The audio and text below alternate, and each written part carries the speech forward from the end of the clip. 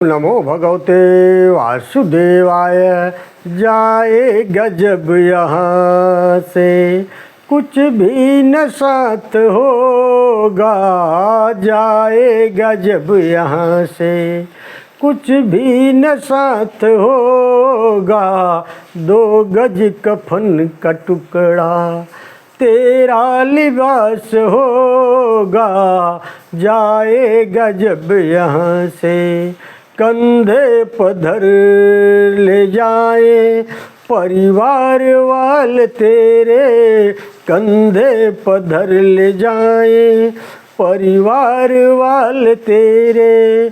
यमदूत ले पकड़ कर डोलेंगे तेरे घेरे। पीटेगा अपनी छाती कनुआ उदास होगा।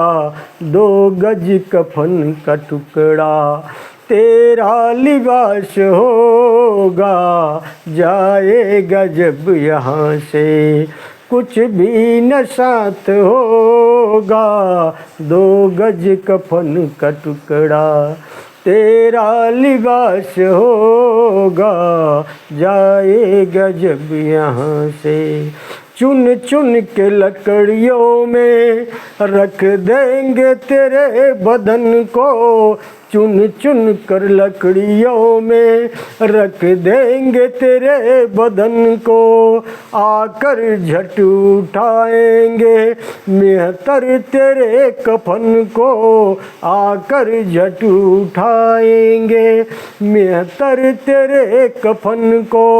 दे देगा आग तुझ में बेटा जो खास होगा। 2 गज कफन का टुकड़ा तेरा लिबास होगा।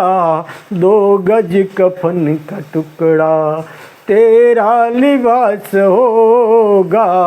जाए गजब यहाँ से मिट्टी में मिल के मिट्टी बाकी खाक होगी। मिट्टी में मिल के मिट्टी बाकी खाक होगी।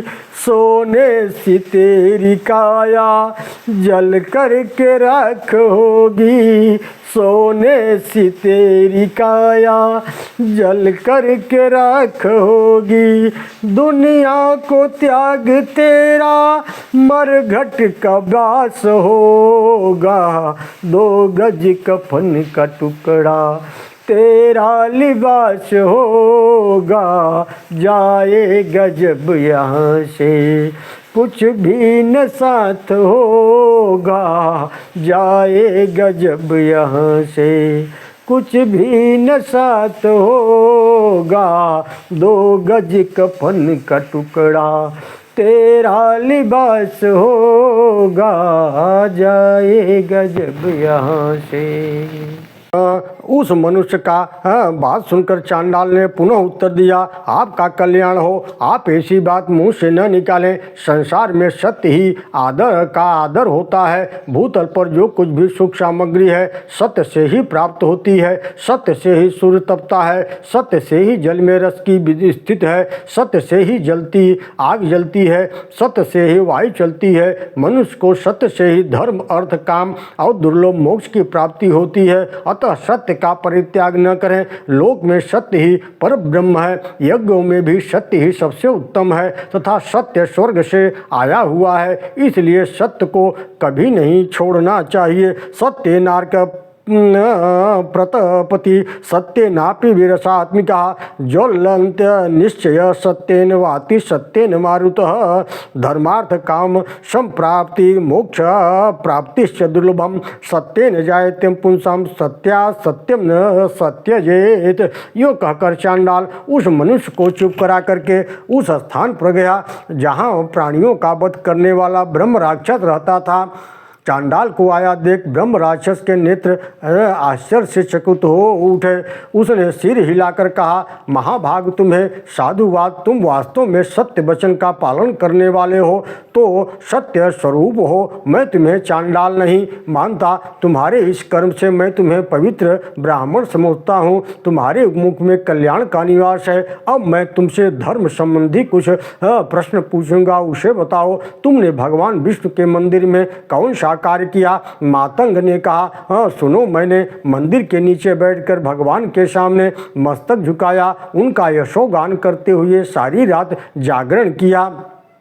ब्रह्म राक्षस ने पूछा, बताओ, तुम्हें इस प्रकार भक्तिपूर्वक विष्णु मंदिर में जागरण करते समय कितना समय व्यतीत हो गया? चांडाल ने हंसकर कहा, राक्षस, मुझे प्रत्येक मास की एकादशी को जागरण करते 20 वर्ष व्यतीत हो गए हैं। यह सुनकर ब्रह्म राक्षस ने कहा, हे साधो, अब मैं तुमसे कुछ कहता हूँ, वह करो। मुझे एक रात के जागरण का फल अर्पण कर दो। ऐसा करने से तुम्हें छुटकारा मिल जाएगा, अन्यथा मैं 3 बार सत्य की दुहाई देकर कहता हूं कि तुम्हें कदापि नहीं छोड़ूंगा। यो कहकर वह चुप हो गया।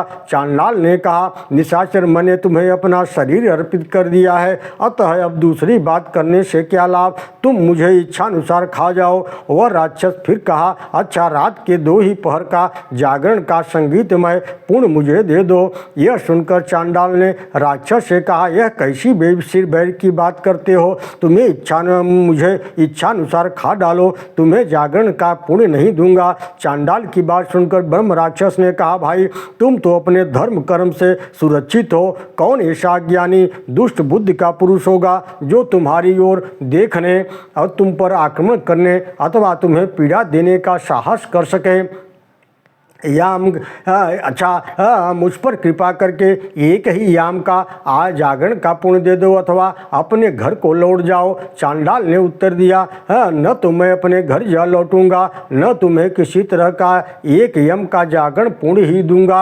यह सुनकर ब्रह्म राक्षस बोला, हे भाई, रात्रि व्यतीत होते समय जो तुमने अंतिम गीत गाया हो उसी का फल मुझे दे दो, पाप से मेरा उद्धार हो जाएगा। चांडाल ने उससे कहा, यदि तुम आज से किसी प्राणी का वध न करो तो मैं तुम्हें अपने पिछले गीत का पुण्य दे सकता हूँ। इतना सुनते ही ब्रह्म राक्षस बोला, बहुत अच्छा, कहकर उस राक्षस ने उनकी बात मान ली। तब चांडाल ने उसे आधे मुहूर्त के जागरण का गान का फल दे दिया। उसे पाकर ब्रह्म राक्षस ने चांडाल को प्रणाम किया और प्रसन्न होकर के तीर्थ में श्रेष्ठ पृथुदक तीर्थ की ओर चल दिया। वहाँ निराहार रहने का संकल्प लेकर ब्रह्म राक्षस ने प्राण त्याग दिया। उस गीत के फल से पुण्य की वृद्धि होने के कारण उसका राक्षस योनि से उद्धार हो गया। पृथुदक तीर्थ के प्रभाव से दुर्लभ ब्रह्मलोक में जाकर उसने 10,000 वर्षों तक वहाँ निर्भय निवास किया। अंत में वह जितेंद्रिय ब्राह्मण हुआ और उसे पूर्व जन्म का स्मरण बना रहा। अब चांडाल की शेष कथा कहता हूँ, सुनो। राक्षस के चले जाने पर वह बुद्धिमान एवं संयमी चांडाल अपने घर आया। उसने उस घटना से चांडाल के मन में बड़ा वैराग्य हुआ। उसने अपनी पत्नी की रक्षा का भार पुत्रों पर डाल दिया और स्वयं पृथ्वी की परिक्रमा आरंभ कर दी। कोकामुख से लेकर के जहाँ भगवान स्कंद के दर्शन होते हैं वहाँ तक वह पद यात्रा करता रहा। स्कंद का दर्शन करके वह धारा नगरी में गया। वहाँ भी प्रदक्षिणा करके वह पर्वतों में श्रेष्ठ विंध्याचल पर आकर के पाप मोचन तीर्थ में पहुंचा। वहां उस चांडाल ने स्नान किया जो सब पापों को दूर करने वाला है। फिर पाप रहित हो वह उत्तम गति को प्राप्त हुआ। इस तरह से ब्रह्म राक्षस और चांडाल की यह दिव्य कथा हमें आपको सबको यह प्रेरणा देती है कि सत्य की राह बहुत कठिन होती है, लेकिन सत्य पे चलना ही हमारा धर्म है और सत्य से ही हमारा जीवन है। सत्य से ही सब कुछ हम प्राप्त कर सकते हैं। भगवान विष्णु के मन में चरणों कमल में हमारा यदि ध्यान निरंतर लगा रहता है तो मुझे अवश्य ही भगवान की कृपा पात्र मुझे का फल मिल सकता है। ओम नमो भगवते वासुदेवाय।